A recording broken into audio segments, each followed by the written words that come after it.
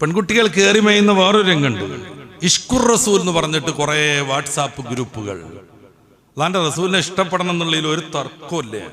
ഈമാൻ പൂർണ്ണമാണെങ്കിൽ മുത്ത് ഹബീബിന് ഹൃദയത്തിന്റെ താളവും ആത്മാവിന്റെ സംഗീതവുമായി കൊണ്ടു നടക്കണം, അതിനൊന്നും ഒരു തർക്കമല്ല.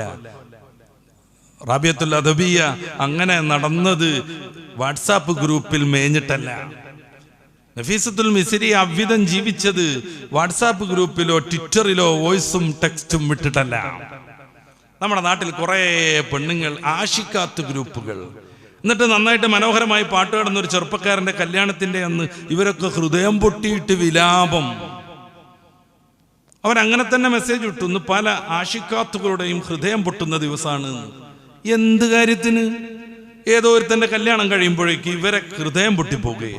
അപ്പൊ ആൾക്ക് ഇഷ്കും അതിന്റെ പാട്ടും ആരെയാണോ മദ്ഹ് ചെയ്യുന്നത്, ആ മംദൂഹാകുന്ന മദീനയിലെ രാജകുമാരനൊന്നുമല്ലേ വിഷയം, പാടിക്കൊണ്ടിരിക്കുന്ന മാദിഹാണോ പ്രധാനം? കണ്ട ഓരോ നിമിഷവും കഠിനമായ ഹറാമാണ്. ഇഷ്കിന്റെ പേരിൽ സംഘടിക്കുക, അഭിമായ നബി തങ്ങളുടെ സ്നേഹത്തിന്റെ പേരിൽ സംഘടിക്കുക, ഇങ്ങനൊക്കെ സംഘടിക്കാൻ ഏത് ഇസ്ലാമാണ് ഇവർക്ക് സമ്മതം കൊടുത്തേ? അപ്രകാരമാണ് മറ്റൊരു തോന്നിയാസം, പറയാതിരിക്കാൻ വയ്യ, കാലിഗ്രഫി. എന്നിട്ട് ആയത്തുകളും ദിക്റുകളും ഒക്കെ ഇങ്ങനെ കോലം മാറ്റി അങ്ങോട്ടും ഇങ്ങോട്ടും നോക്കിയിട്ട് എഴുതുക. കാലിഗ്രഫിയുടെ സാധ്യതകളെ കുറിച്ചോ അത് ഇസ്ലാമിക ലോകം ഇസ്ലാമിക സംസ്കാരമുള്ള ബന്ധത്തെ കുറിച്ചൊന്നുമല്ല ഞാൻ പറയണത്.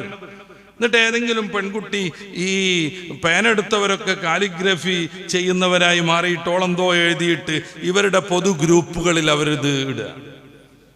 എന്നിട്ട് ഇങ്ങോട്ട് അഭിനന്ദനങ്ങൾ ഇങ്ങോട്ട് വരിക, നിന്റേത് നല്ല ഉഷാറുണ്ട് എന്നൊക്കെ പറയാ. ഈ കുറിപ്പുകാരൻ എന്താ ഉദ്ദേശിച്ചത് എന്ന് റബ്ബിനറിയാം. പിന്നെ അഭിനന്ദനങ്ങൾ PM-ലേക്ക് പോവുക, നേരിട്ട് വിളിച്ച് അഭിനന്ദിക്കുക. ഇതിന്റെ ഇടയിൽ ബന്ധങ്ങൾ വിച്ഛേദിക്കപ്പെടുക. ഭർത്തർമതികൾ ഇങ്ങനെ പ്രോത്സാഹിപ്പിക്കുന്നവരോടൊപ്പം ഇറങ്ങിപ്പോയിക്കൊണ്ടിരിക്കുക. നല്ല കാര്യങ്ങളുടെ പേരിൽ ഇബ്ലീസ് മനുഷ്യനെ നശിപ്പിക്കുന്ന ചില ഉദാഹരണങ്ങളാണിത്. ശ്രദ്ധ വേണം.